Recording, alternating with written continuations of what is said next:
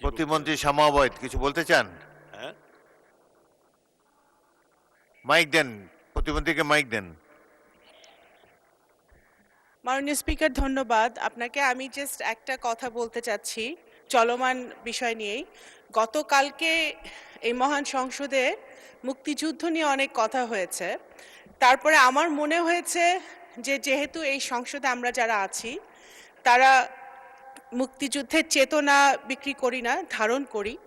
সেই কারণে আমার মনে হয় এখানে যারা বীর মুক্তিযোদ্ধারা আছেন এবং আপনিও বলেছেন আমাদের বিরোধী দলে যারা বসে আছেন তাদের মধ্যেও কিছু কিছু মুক্তিযোদ্ধারা আছেন। আপনারা তাদের নামের আগে, আমাদের সবার নাম যখন বলা হয়, মুক্তিযোদ্ধাদের নাম, তাদের নামের আগে যদি বীর মুক্তিযোদ্ধাটা বলা হয় এবং তারপরে নামটা বলা হয়, তাহলে মনে হয় যারা ইয়াং জেনারেশন আছে, নতুন প্রজন্ম, তারাও জানতে পারে এবং মুক্তিযোদ্ধাদেরকেও একটা সম্মান দেওয়া হয়।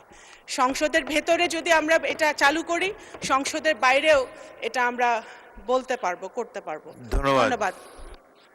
মাননীয় প্রতিমন্ত্রী ইতিমধ্যে মুক্তিযোদ্ধার সংজ্ঞায় কিছু পরিবর্তন এনেছে, যেটি এই সংসদও অনুমোদন দিয়েছে। সেটি হলো মুক্তিযোদ্ধা তিনি যিনি অস্ত্র হাতে যুদ্ধ করেছেন, বাকিরা সবাই মুক্তিযুদ্ধ সহায়ক। এই সংজ্ঞা পরিবর্তিত হয়ে গিয়েছে। এখানে কজন অস্ত্র হাতে যুদ্ধ করেছে আমার জানা নাই, তবে সাধারণত সংসদে আসন ভিত্তিক পরিচয় দিয়েই আমরা আলাপ করে থাকি। মুক্তিযোদ্ধা পরিচয় এখানে উচ্চ থাকে।